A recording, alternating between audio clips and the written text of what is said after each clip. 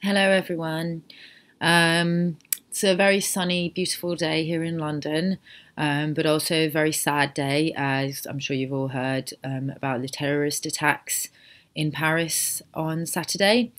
Um, Now, this video is coming to you kind of a little bit after the event. I could have uploaded one yesterday and kind of got onto this kind of hot off the press, as it were. But I kind of wanted to leave a little bit of time, let the dust settle a little bit, just to make sure that I'm giving a bit more of a measured response and not a sort of emotional knee-jerk reaction, because it has been a very, very emotional couple of days for everybody, I think. And I think this, you know, I think no matter what your political leanings are, I think everybody has been affected by this. I mean, even my friend Kieran, who I talked about in my fundraiser video, by the way, if you haven't donated to that, here's your chance. Here's another reminder.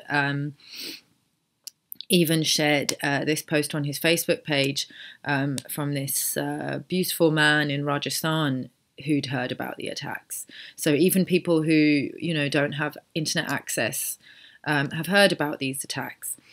So yeah, it has been really, really emotional, and I shed quite a few tears yesterday as well about the whole thing. I wasn't just crying for the 130 odd, the death count has not been confirmed yet. I wasn't just crying for the people killed in Paris. Or, of course I was, and I am very saddened by it and quite disgusted by it.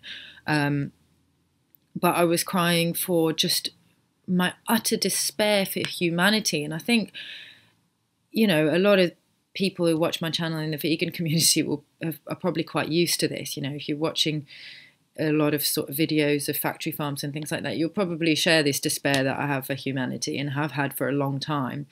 But, these attacks in Paris have brought up a lot of residual emotions from all different corners of the globe about a lot of different things that are related to this topic. I will just say this is going to be quite a long video. I will try and edit it as much as possible, but this shit's pretty deep. So if you have tuned in, I would like to just politely request that you try and stay with me for the duration before leaving any comments, particularly any sort of negative or criticizing comments. I do understand it's a bit of a hot potato. But I'm doing my best to try and spread unity and love and peace, and bring people together rather than separate them. But this is going to bring up some uncomfortable subject matter, and I think we just need to accept that, and we need to try and tackle that uncomfortable subject matter if we are going to move forward as a species. So firstly, like the most recent video that I watched on this subject, which I thought was really, really handled it in a really balanced way, and I recommend anybody who wants to try and understand this whole, anybody who wants to try and understand this better, check out Lennon Honor's video about this. He's taken a really, really balanced approach to it and tried to present an impartial view. So he's not, he's looked at many different sources from like the mainstream media and also from the alternative media, and he said, and I agree with him, we need to kind of see that the truth is somewhere in the middle. I'm not going to get into this whole thing about false flags, whether the attacks in Paris were a false flag or not. We do not have enough information to say at the moment. I mean, obviously the whole issue of a Syrian passport being found, next to the suicide bomber is extremely questionable.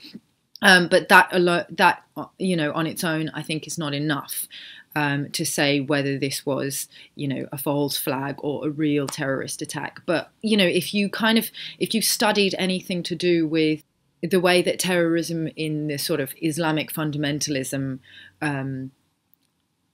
sort of genre is funded, and the way terrorists are recruited, then you'll understand that that's not really so relevant.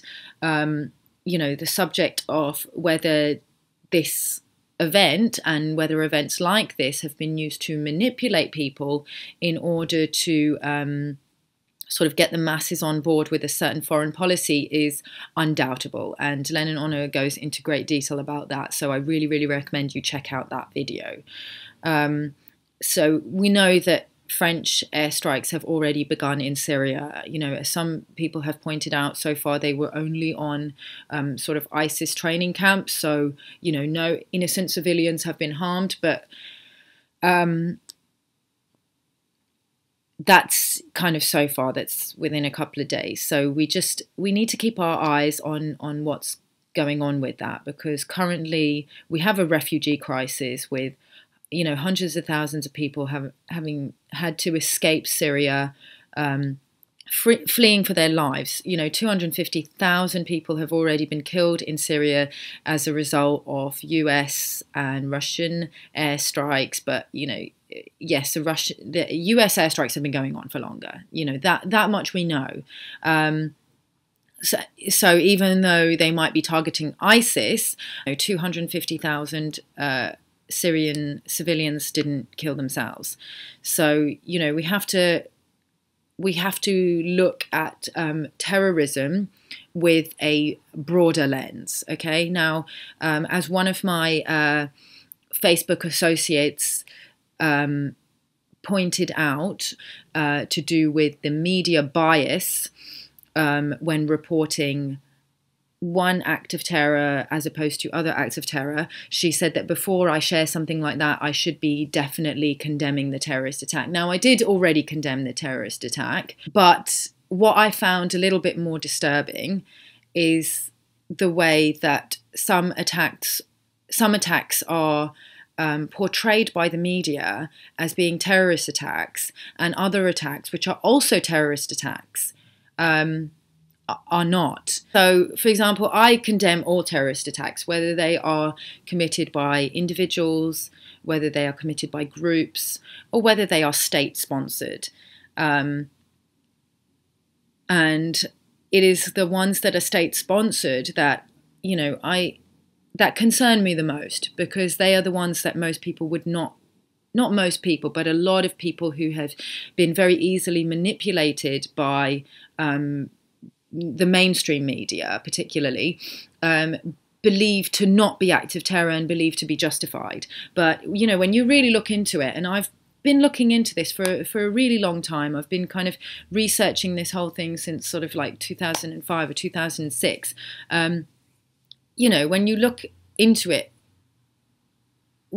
our governments have breached international laws of war. We have illegally invaded other countries, and the way that a lot of these terrorist attacks are portrayed in the media, you can observe a pattern that, you know, and I'm not saying that the terrorist attacks aren't real, like they're real events, and I'm not saying that they are false flags necessarily.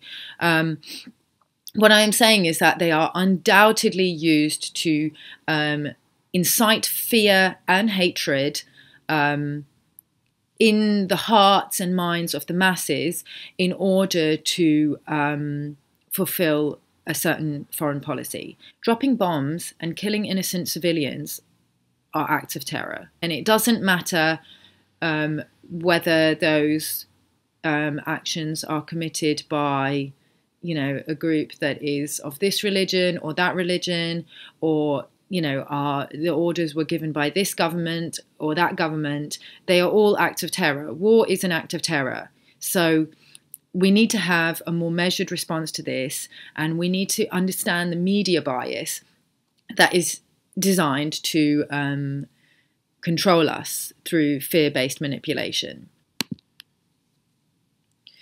Now, I think by now most people have noticed a pattern. So what I'm saying is not going to be news to a lot of people, because they, you know, a lot of people have been talking about the media bias, you know, reporting, you know, an act of terror in a Western white majority country, but a total media blackout on the terrorist attacks that happened in Beirut. Now, of course, it's understandable that, for example, people in the West would relate to people in Paris much more easily than they would relate to people in the Middle East or in Africa, or where some of these other terrorist attacks that have not been given the media attention that they deserve. It is understandable. That doesn't stop it from being prejudiced and from being racially biased. Now, I know some people are going to be very uncomfortable with me saying that, but I think it really needs to be said. Okay, so I shared this image on Facebook because I think it needed to be pointed out that, you know, while it is horrific what's happened in France, it is equally, if not more so, horrific what's been happening in Iraq and Syria at the hands of our Western governments. And you know, most people have, I wouldn't say turned a blind eye, but the response has not been equivalent. There's definitely been a bias towards the French attacks. That's undoubtable. But, you know, a couple of people, not, I wouldn't say most people, there were 2 people on my Facebook who took exception to this. And, you know, while some people would say that I should just ignore the haters, you know, I do feel like their opinion is representative of a certain portion of, you know, the human global population. So I do think that their points need to be addressed. Now, I do understand people being offended by this, because it's kind of like saying, oh, if you're commiserating with France, but you're ignoring these countries, then you're basically a hypocrite or you're selfish or whatever. So I understand why people would take offense to that. But at the same time, there is a bias there.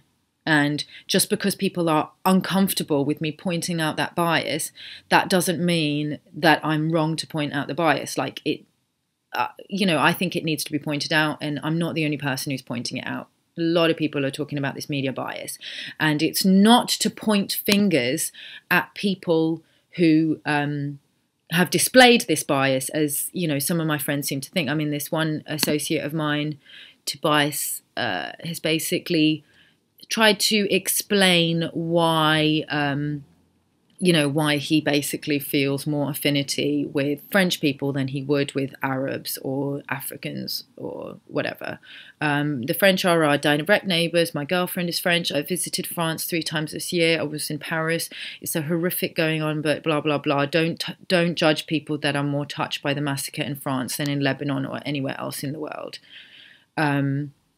You'd cry if your close friend dies in a car accident, but there are dying thousands of people every hour in car accidents. Okay, now, I understand what he's saying, but I don't need, and, you know, anybody who's pointing out this bias does not need people white-splaining to them why the bias exists. We understand why the bias exists. Now, believe me, I've been looking into this whole idea of media bias promoting a white supremacist agenda for a long, long time now. So I understand why this bias exists. And I know a lot of people are going to bristle at the use of my term white supremacy because it, you know, evokes images of men in white pointy hats. But white supremacy just basically means white supremacy is a form of racism centered upon the belief and promotion of the belief that white people are superior in certain characteristics, traits, and attributes to people of other racial backgrounds, and that therefore whites should politically, economically, and socially rule non-whites. Again, like this comes back to, you know, what I was talking about in one of my earlier videos about the overrepresentation of white people in the mainstream media and the underrepresentation of people of color. Now, again, this is a hot topic. This is very, very emotionally charged. People are extremely uncomfortable talking about this. I'm uncomfortable talking about this. I'm very, very uncomfortable with talking about this because I know that I'm going to get a lot of people trying to explain to me what racism is and what racism isn't. And you know, when I talk about these things, I'm not saying that anybody who is white is racist. So let's please, like, not have that misunderstanding. we need to be very careful when we're having these conversations not to cause further division, because, you know, and this is kind of, I actually wanted to talk about this at the end to summarize the video, but I think I really need to say it now before I start having a misunderstanding with people. Yeah, we understand why bias exists. We understand that certain people are going to have certain biases towards members of their own race or ethnicity, or people who are culturally similar to them. That's understood. That's completely understood. You know, nobody is accusing you of being a racist. But we have to understand, when dealing with this, we have to understand structural racism and bias in particular, because the intention is not the issue.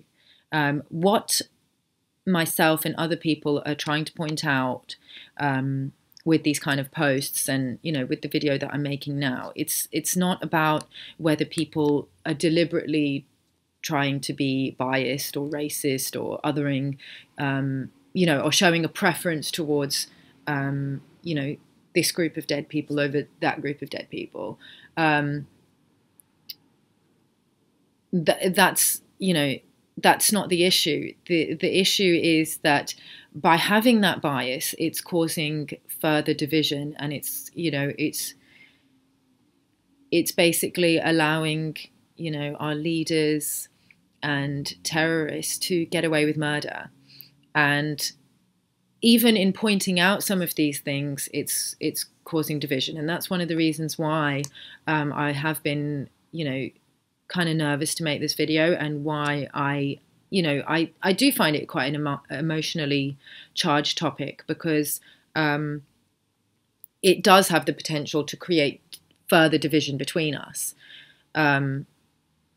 But, you know, pointing out the bias, you know, I'm not saying that people are bad for having the bias. I'm pointing out the bias and showing the problems that it's creating and perpetuating, whereby this attack that's been committed against, you know, it's been committed indiscriminately. Obviously, you know, I'm sure many people of different, you know, religious backgrounds and ethnic backgrounds were victims of this attack, but it was committed in France, which is, you know, a Western white majority country, and it did get more airtime and has had much, much more, you know, support than other attacks, similar attacks in Kenya and Beirut, and, you know, the Syrian people who are going to suffer even more greatly now as a result of these attacks. So that's exactly why we're pointing out the bias. It's not about a popularity contest, as one of my friends who, if you're watching, you know, No Beef, you know, I'm just using that term because I think it's really, you know, indicative of people thinking that we're trying to take away attention from the innocent people who have been killed. It's not a case of, you know, if, for example, a vegan wants to complain about the way animals are treated, and then somebody tries to divert attention by saying, oh, but there are more important things happening in the world. What about starving children in Africa? Of course, it's horrific what's happened in Paris. But what we're trying to draw attention to is the context that surrounds it, and the way it is being used to control people through fear of the other.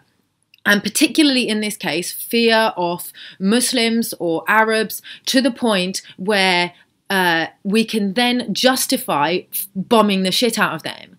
And this is not the first time that an act of terror has been used to justify the war on terror, which, by the way, is total bullshit, because you cannot have a war on a concept, which is probably why ISIS was created in the first place. And Lennon Honor talks about this in his video, where, you know, you have this contained group, and this is the personification of terror.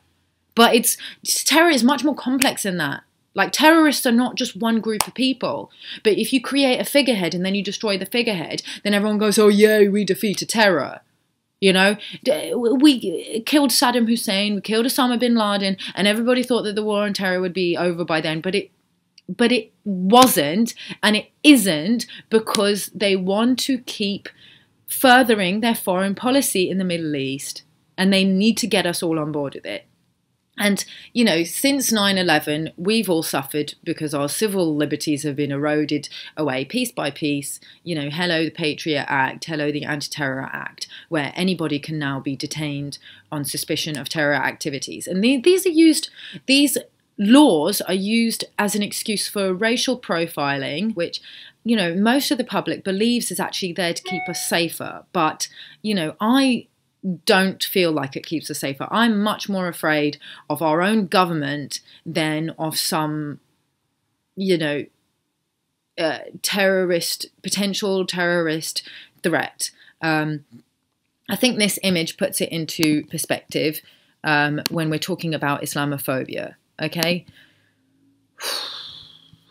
And for those accusing me of defending Islam, a lot have said that this week I'm defending common sense.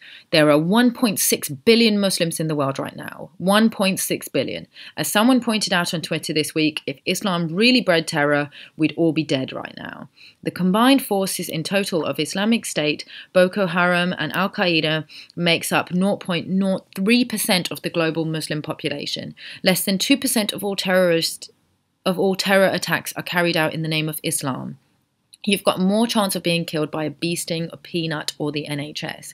So what I'm trying to say is that if you're a civilian in Syria, you're much more likely to be killed by, you know, terrorists over there, whether they are ISIS or whether they are US airstrikes is irrelevant. If you're getting, they're both terrorists as far as I'm concerned, as far as anybody is concerned, because they're both acts of terror. Bombing innocent people is an act of terror.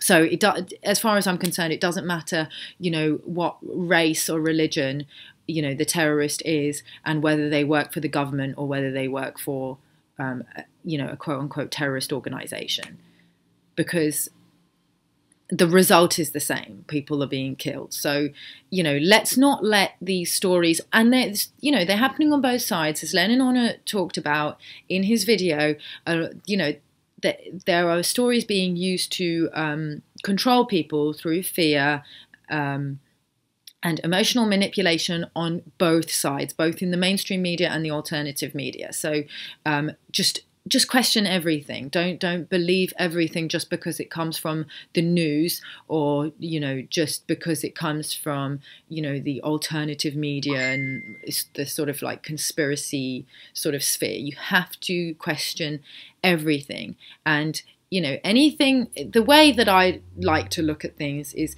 if it comes from a place of love, then probably there is more truth there. If it's coming from a place of fear, do not buy into that.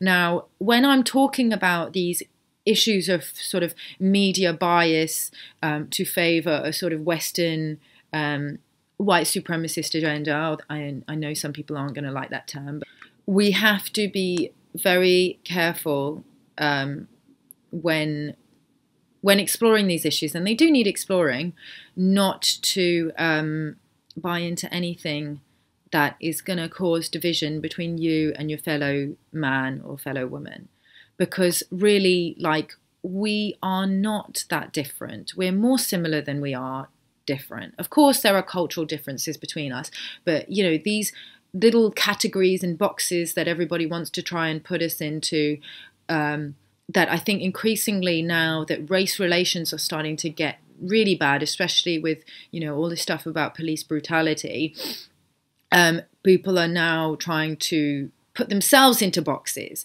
like, you know, I'm black, I'm white, you know, I'm brown, I'm Indian, I'm this, I'm that, I'm proud. You know, we don't easily fit into boxes. Now, you know, I do identify quite closely as brown, South Asian, because people are always trying to put me into that box, you know, and I rejected it for a long time, and then I just thought, fuck it, if people want to put me into that box, I'm going to be proud to be in that box.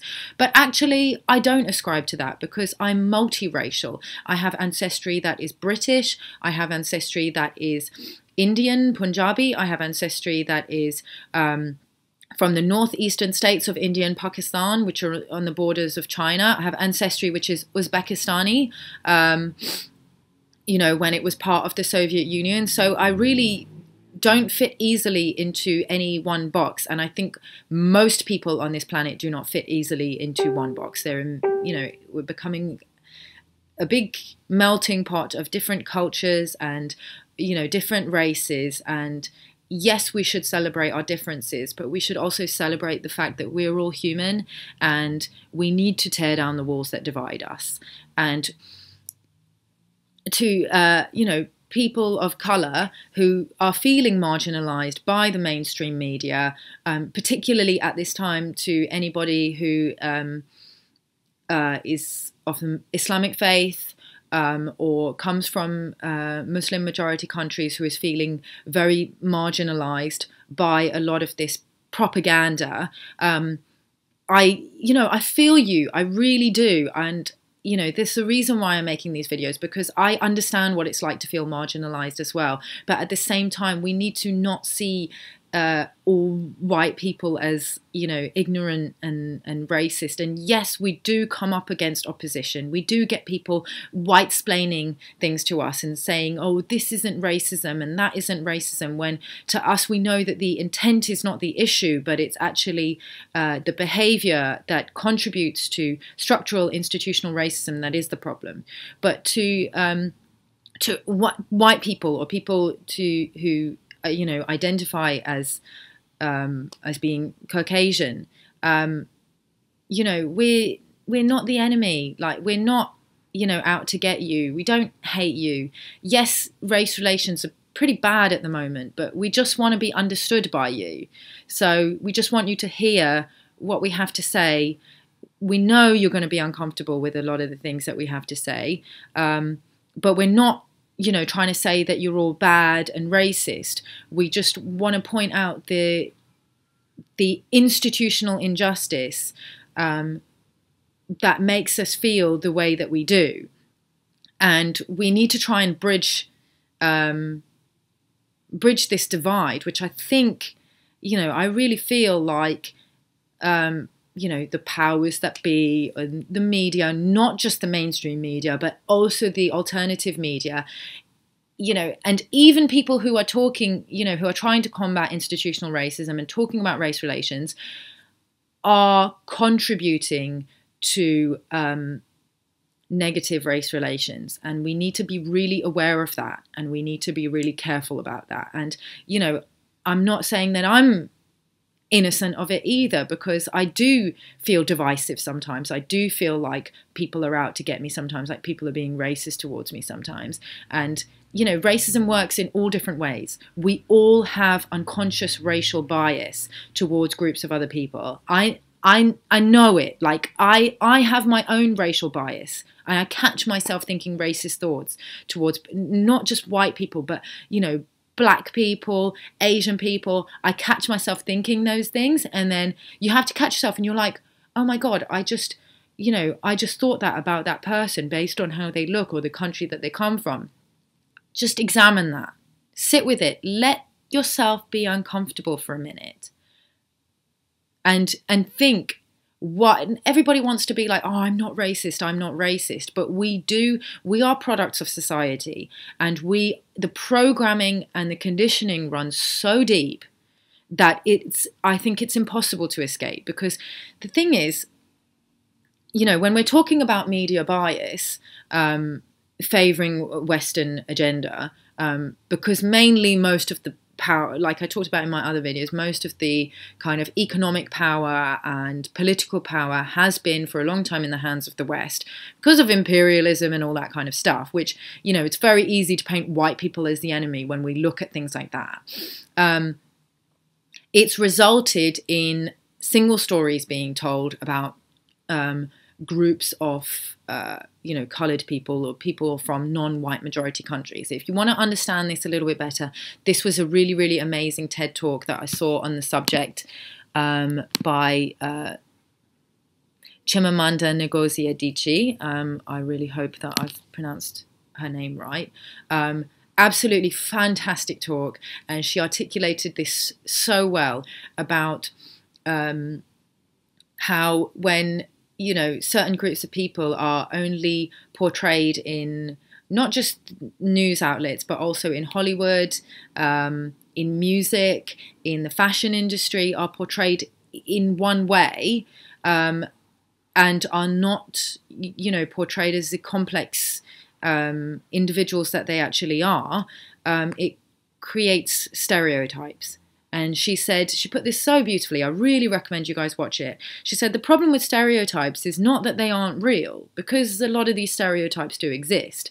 It's that they're incomplete.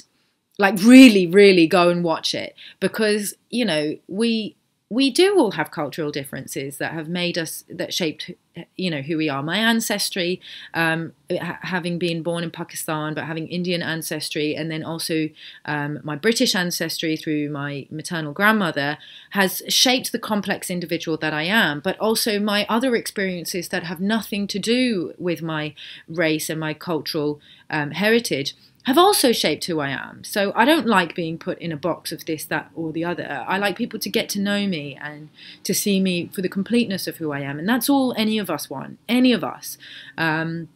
So, you know, we need to kind of just extend our hands to one another and try and repair these bridges that, you know, they, whoever they is, seem so intent to break down, because, you know, we are just, you know, we're one race, the human race, and the only way that we're ever going to achieve peace as a nation, you know, as one nation, and heal this broken planet, is by healing the hate that we have in our own hearts.